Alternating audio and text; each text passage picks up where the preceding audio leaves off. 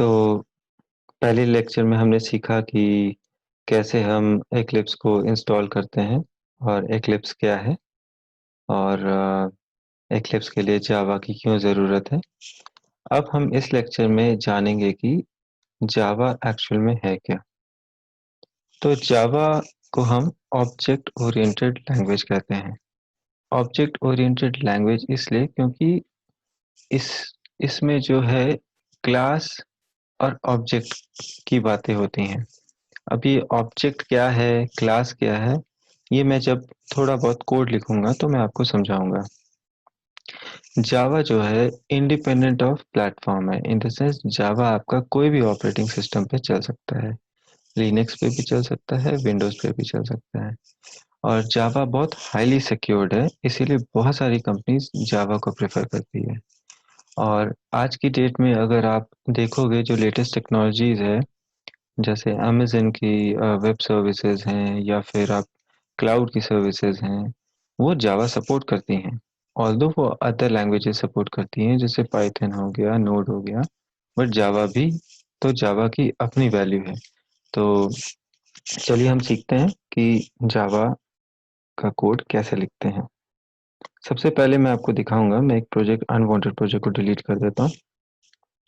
हमने पिछली बार training project बनाया था और ये ट्रेनिंग प्रोजेक्ट के अंदर एक सोर्स फोल्डर होता है।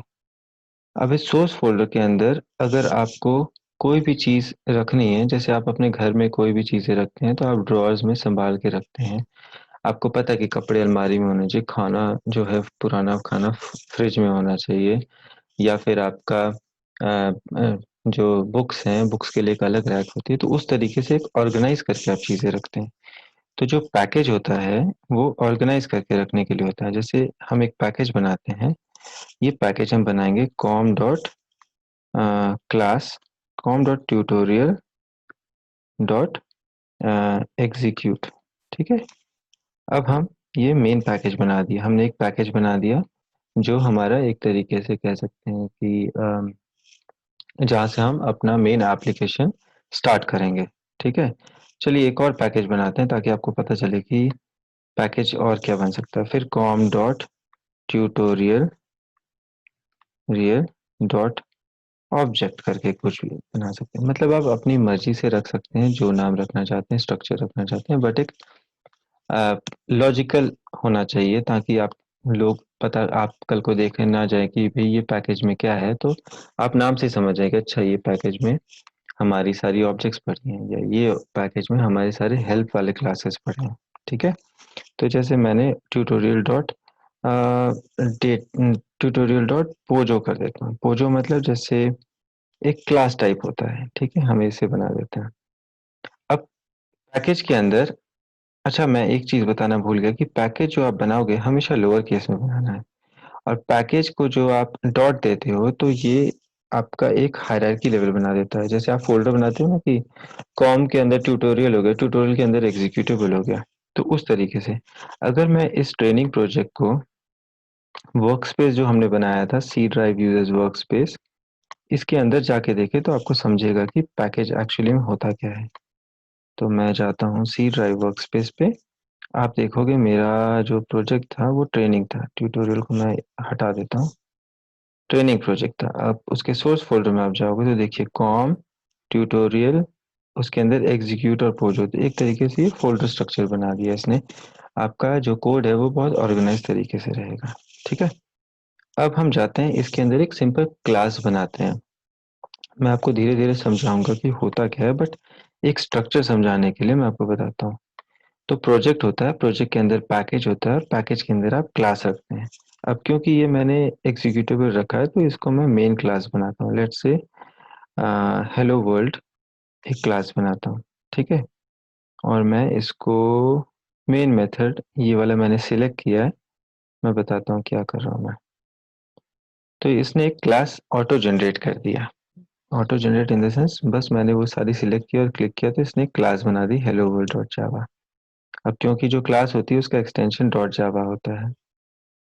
और आप ध्यान रखें कि हम जो नेम रख रहे हैं क्लास का, इसका हम कुछ इंडस्ट्री स्टैंडर्ड में बता रहा हूँ कि आप जैसे दो वर्ड्स हैं इसमें, हेलो वर्ल्ड है, कोई स्पेस नहीं है इसके बीच में, तो एच कैपिटल रखा, डब्ल्यू कैपिटल रखा, तो हेलो वर्ल्ड। इस तरीके से हम इंडस्ट्री स्टैंडर्ड फॉलो करते हैं। और वो जिस पैकेज के अंदर है उसका नाम देखिए आप, ऊपर आ गया com.tutorial.execute। ठीक है। अब ये मेन क्या है? एक्चुअली में ये मेन मेथड कोई भी चीज का स्टार्टिंग पॉइंट है, इन द सेंस आपको कोई एप्लीकेशन चलानी है, जैसे आपका जावा हुआ, तो जावा कोड को आपको रन करना है। रन करना मीन्स आपको चला के देखना कि भाई करता क्या है, तो उसका स्टार्टिंग पॉइंट आपको चाहिए। जैसे आप जनरेटर को स्टार्ट करने के लिए आप उसका हैंडल घुमाते हो और जनरेटर स्टार्ट होता है, वैसे ये स्टार्टिंग पॉइंट है। अब आप इसमें जाओगे, मैं आपको बताता हूँ कि क्या कर रहा हूँ मैं। ये सिस्टम आउट एक्चुअली में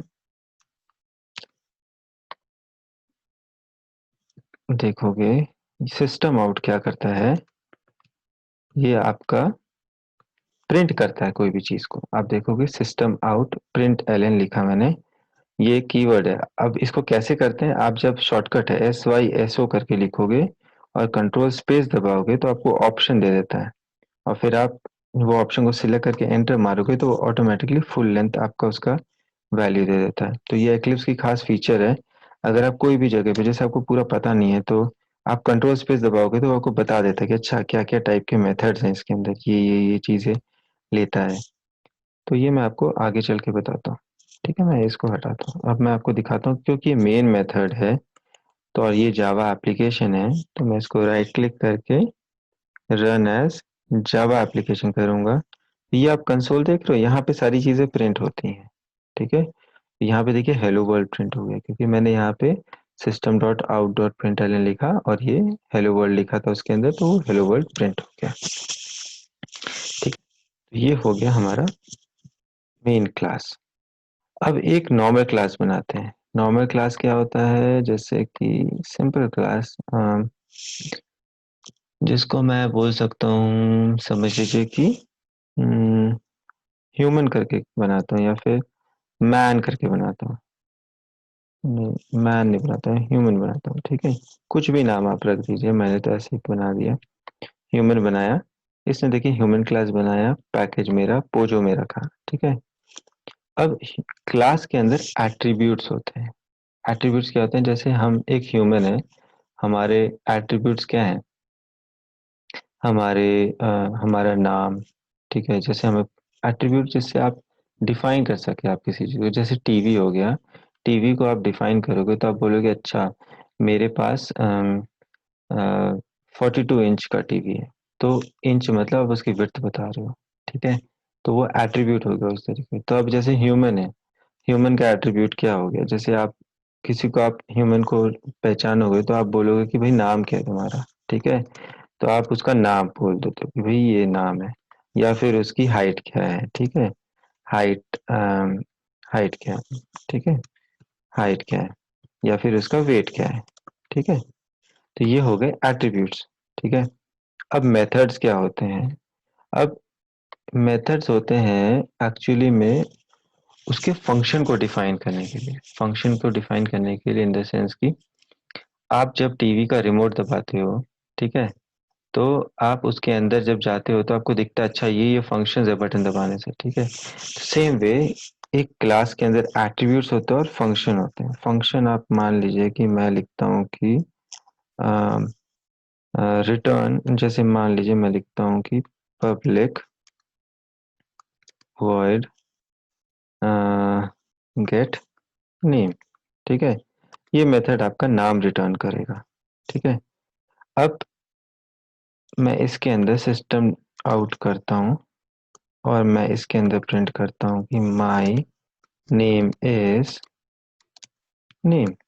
ठीक है, अब ये जो नेम है यहाँ से इसने रेफर कर लिया। आप अभी चिंता मत करिए कि ये क्या लिखा मैंने या ये क्या स्ट्रक्चर लिखा मैंने, सिंपल समझिए कि ये क्लास है, ये इसके एट्रीब्यूट्स हैं और ये एक मेथड बनाया मैंने। ठीक है, तो ये क्लास की डेफिनेशन होती है कि आप क्लास का नाम लिख सकते हैं। अब जैसे ये नाम लिखा, वैसे ही मैं एक और मेथड बनाता हूँ जिसमें मैं बोलता हूँ कि भाई गेट हाइट। ठीक है, माई हाइट इज, ठीक है, और मैं एक और मेथड बना देता हूँ,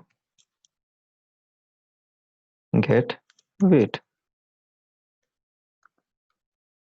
ठीक है, माई वेट इज, ठीक है। तो अब आप देखोगे, मैं आपको बताता हूँ कि इस क्लास में अभी तक मैंने क्या क्या बनाया है। क्लास के ऊपर पैकेज होता है। अब इसके अंदर आप देखोगे, ये क्लास का नाम हो गया, ठीक है। क्लास का नाम हो गया, ये क्लास के एट्रीब्यूट्स हो गए, ये क्लास के मेथड्स हो गए। ठीक है, मेथड्स हो गए कि भाई हमें कुछ जानना है उस क्लास के बारे में।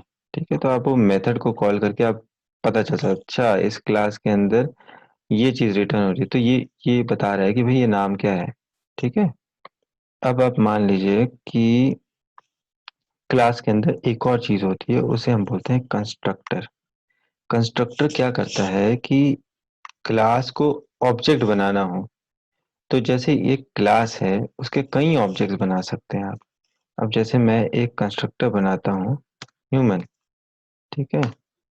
तो ये ह्यूमन कंस्ट्रक्टर में मैं बोल सकता हूँ कि सिस्टम आउट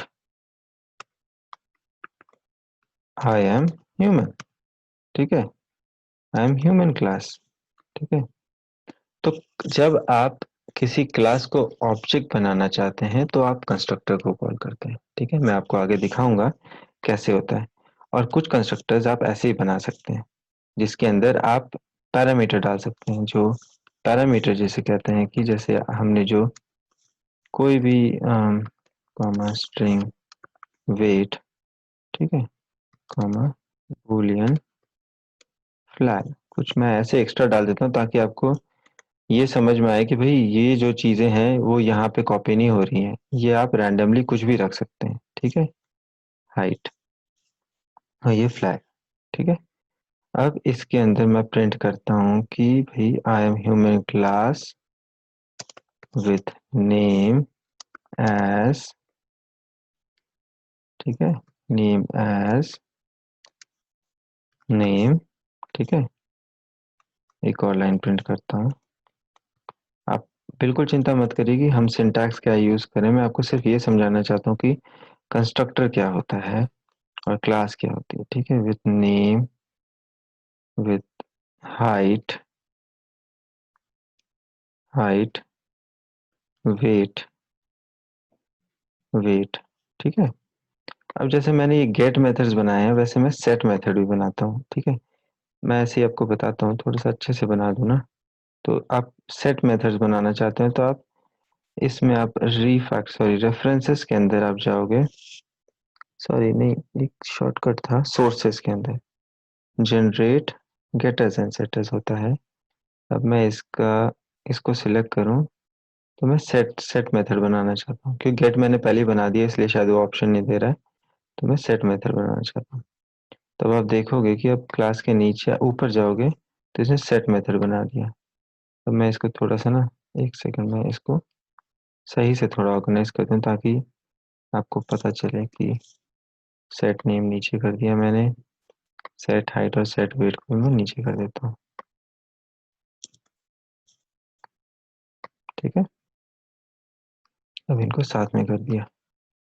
तो इस क्लास के अंदर पैकेज हो गया, क्लास का नाम हो गया, क्लास के एट्रीब्यूट्स हो गए। ठीक है, क्लास के एट्रीब्यूट्स हो गए। मैं ऐसे करके अच्छे से लिख देता हूँ मैं ताकि आपको पता चल जाए। ये हो गया पैकेज। ठीक है, अब आप देख रहे हो मैंने डबल स्लैश लगाया। डबल स्लैश कमेंट करने का तरीका होता है। जो जो चीज़ें जैसे आपको कुछ डिस्क्राइब करना है कि भाई, ताकि कोड कोड ना हो बट आप जैसे कमेंट लिखते हैं ना किसी के बारे में, कुछ वैसा। दिस इज क्लास नेम, या फिर क्लास की जो मेन बॉडी होती है वो है। ठीक है, ये एट्रीब्यूट्स हो गए, एट्रीब्यूट्स हो गए। ठीक है, ये हो गया डिफॉल्ट कंस्ट्रक्टर। ठीक है, अगर आप इसे नहीं भी बनाएंगे तो भी चलेगा, बट एक्चुअली में क्योंकि क्लास जब खुद से अपनी एक कंस्ट्रक्टर बना लेती है इंटरनली, तो ये डिफॉल्ट कंस्ट्रक्टर हो गया। ठीक है, और ये वेरिएबल के साथ हो गया, तो मतलब ये पैरामीटर के साथ हो गया, पैरामीटर कंस्ट्रक्टर। ठीक है, और ये सारे नीचे हो गए मेथड नेम्स। ठीक है, मेथड्स हो गए। अच्छा, अब इसके अलावा एक और चीज़ मैं बताना चाहता हूँ कि अब जैसे हमने कमेंट इस तरीके से दिया, डबल स्लैश से दिया, कमेंट देने का एक और तरीका भी, वो है स्लैश स्टार स्टार, एंटर मारोगे तो आपको कमेंट आ जाएगा। ठीक है, आप यहाँ पे लिख सकते हो दिस, जैसे आप कुछ भी लिख सकते हो, दिस इज ह्यूमन क्लास। ये एक्चुअली में हम बताना चाहते हैं कि कमेंट्स में आप लिख के डिस्क्राइब करना चाहते हैं कि भाई वो क्लास करता क्या है। कई बार क्या होता है कि लोग बहुत अच्छा अच्छा कोडर होते हैं, वो पर अच्छे से कमेंट नहीं लिख पाते हैं, तो कोई अगर कोई दूसरा बंदा जाके कोड देखता है तो उसे पूरा कोड पढ़ना पड़ता है। अगर डिस्क्रिप्शन दिया होगा तो बहुत इजी हो जाता है कि भाई क्या कहना चाहता है ये कोड, या क्या क्या लिखा है इस कोड में। ठीक है, तो दो तरीके हैं कमेंट डालने के, डबल स्लैश और ये स्लैश स्टार स्टार करोगे और एंटर मारोगे, क्योंकि एक्लिप्स की फीचर है तो ये ऑटोमेटिकली पूरा आपका कमेंट डाल देता है। अच्छा, अब हम जाते हैं, देखोगे आप कई चीज़ों के आगे सेमी कोलन लगा है, ये सेमी कोलन लगा है। ठीक है, तो ये सेमी कोलन क्या होता है, जब आप कोई भी लाइन कोड का लिखते हो। ठीक है, आप जैसे अपनी लाइन लिखी, ये एट्रीब्यूट नेम डिफाइन किया है, तो ये एक सेमी कोलन से एंड होता है कि भाई ठीक है, ये एक बात होगी, ये दूसरी बात होगी, तीसरी बात होगी। अब मेथड को नहीं होता है या कंस्ट्रक्टर को नहीं होता, बट कंस्ट्रक्टर के अंदर जो कहानी आप लिख रहे हो उसके आगे सेमीकोलन लगता है कि ठीक है भाई, ये एक लाइन लिख दिया मैंने, सेमीकोलन कहानी है। ठीक है, ये दूसरी बात लिख दी, सेमीकोलन। अच्छा, आप ये मत समझिए कि ये सिंगल लाइन के बाद सेमीकोलन जाता है। मैं अगर इस लाइन को ब्रेक कर दूं, ठीक है, तो आप देखोगे ये लाइन ब्रेक हो गया, प्लस लग गया इसके साथ, और सेमीकोलन यहाँ लगा, तो मतलब सेमीकोलन पूरी स्टेटमेंट के बाद लगता है। ठीक है, अब हम आपको समझाते हैं कि क्लास की बात होगी, क्लास में इतनी सारी चीजें हो गई। ठीक है, अब क्लास और ऑब्जेक्ट में क्या फर्क है। अब मैं चाहता हूँ, मान लीजिए मैं यहाँ पे, आप देख रहे हो यहाँ पे ह्यूमन क्लास है। ठीक है, तो मैं लिखता हूँ कि ह्यूमन, ह्यूमन क्लास हो गया, ह्यूमन, ह्यूमन क्लास का कुछ नाम देता हूँ। ठीक है, जैसे ए बी सी कुछ भी ऐसे देता हूँ, एक सेकेंड, और न्यू ह्यूमन करूंगा, तो देखिए ये क्लास का एक ऑब्जेक्ट बना दिया। ठीक है, जब आप कोई भी, जैसे ये क्लास हुई, इस क्लास को आपको एक ऑब्जेक्ट बनाना है, तो आप न्यू करके उस क्लास को बुलाओगे और डबल ब्रैकेट लगाओगे, तो आपका वो ऑब्जेक्ट बन गया। तो आप एक क्लास के अनलिमिटेड ऑब्जेक्ट्स बना सकते हो, और ऑब्जेक्ट बना के आप उसको यूज कर सकते हो। कैसे यूज करना है वो मैं आगे बताऊंगा। अब आप देखोगे कि ह्यूमन एबीसी बनाया मैंने। ठीक है, अब ह्यूमन डीईएफ बनाया मैंने। ठीक है, अब मैं बनाता हूँ कुछ पैरामीटर्स वाले। ठीक है, उस पैरामीटर्स में आप देखोगे यहाँ पे नेम जा रहा है। ठीक है, तो नेम में हो गया, जैसे जिसपाल हो गया, जिसपाल हो गया, हाइट हो गई, है ना, 175 हाइट हो गई। ठीक है, वेट हो गया 72, वेट हो गया। ठीक है, फ्लैग मैंने ऐसे ही डाला ताकि आपको ये हो कि भाई क्या करता है ये फ्लैग। ठीक है, अब आप देखोगे कि ये क्लास जो बनाई मैंने, ये क्लास सिंपल कंस्ट्रक्टर से बना दी, और ये क्लास मैंने पैरामीटर वाले कंस्ट्रक्टर से बना दी, तो क्लास से, सॉरी, ऑब्जेक्ट बना दी। तो जो ऑब्जेक्ट बनाने के दो तरीके होते हैं, दो तरीके नहीं, मतलब जितने कंस्ट्रक्टर्स होते हैं उनकी मदद से आप ऑब्जेक्ट बना सकते हैं। तो मेरे पास दो कंस्ट्रक्टर थे, मैंने दोनों से मैंने ऑब्जेक्ट बना दिया। अब मैंने, अगर आप ये स्ट्रक्चर समझोगे कि मैंने इक्वल ये क्या किया है, इसकी चिंता मत करिए, वो भी मैं आपको बाद में समझाऊंगा। अब आप डी ई एफ जी कुछ और नाम रख देता हूँ। ठीक है, अब मैं इसको एक और बना देता हूँ, एक्स, कुछ भी नाम रख देता हूँ, एक्स वाई जेड ऐसा कुछ रखता हूँ। ठीक है, और यहाँ पे रख देता हूँ, नाम रख देता हूँ अम, धर्म करके कुछ नाम रख देता हूँ। वेट हाइट चेंज कर देता हूँ, यहाँ पे वेट चेंज कर देता हूँ, ये फ्लैग को फॉल्स कर देता हूँ। ठीक है, अब आप एक चीज देखो, अब मैं जब इस क्लास को बुलाता हूँ डॉट गेट नेम, ठीक है, और यहाँ पे डॉट गेट नेम करता हूँ, ये X Y Z dot get name. ठीक है, और मैं इसको प्रिंट करता हूँ, SYSO में प्रिंट करता हूँ मैं इसको। अगर इसको मैं इधर ले लूँ और इसको इसमें डाल देता हूँ और इसको SYSO सिसो, और ये कोड को मैं उठा के इसके अंदर डाल देता हूँ। ठीक है, और मैं इसको जब प्रिंट एलन बोल रहा है, ये क्या बोल रहा है, this method println, okay sorry, is not applicable for, okay okay, problem ये है कि ये सारे मेथड वॉइड हैं। मैं इसका कुछ करता हूँ, मैं आपको बाद में बताता हूँ कि ये क्या है। स्ट्रिंग स्ट्रिंग स्ट्रिंग, ठीक है, और ये रिटर्न करेगा नेम, रिटर्न नेम, ठीक है, ये रिटर्न हाइट,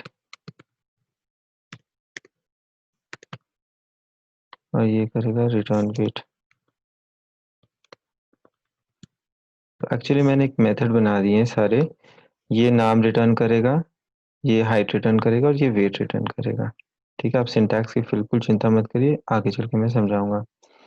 अब जब आप देखो, मैंने एक क्लास थी, उसके दो ऑब्जेक्ट बनाए, उसको डिफरेंट टाइप के पैरामीटर्स दिए, मतलब डिफरेंट टाइप का नाम, नेम, हाइट, सब कुछ अलग अलग दिया। तो मतलब मैं एक क्लास को बहुत तरीके से यूज कर सकता हूँ विद डिफरेंट पैरामीटर्स। अब जब मैं इसको रन करता हूँ, मैं इसको प्रिंट करके दिखाता हूँ। इसमें run as, sorry, right click, run as Java application करता हूँ। तो देखिए, ह्यूमन क्लास, ये इसके अंदर से लॉग आ रहा है, ठीक है, ये क्लास यहाँ से आ रहा है लॉग, ये मैं आई एम ह्यूमन क्लास, इसको नाम दे देता हूँ डिफॉल्ट कंस्ट्रक्टर, ताकि थोड़ा अच्छे से दिखे। ठीक है, अब मैं फिर से इसको रन करता हूँ, रन एज जावा एप्लीकेशन। अब आप देखिए, पहली लाइन जो गई वो न्यू ह्यूमन के अंदर गई, वहां से उसने ये प्रिंट कर दिया। ठीक है, फिर दूसरी लाइन ने ये वाला प्रिंट कर दिया। ठीक है, फिर तीसरी लाइन ने ये वाला प्रिंट कर दिया।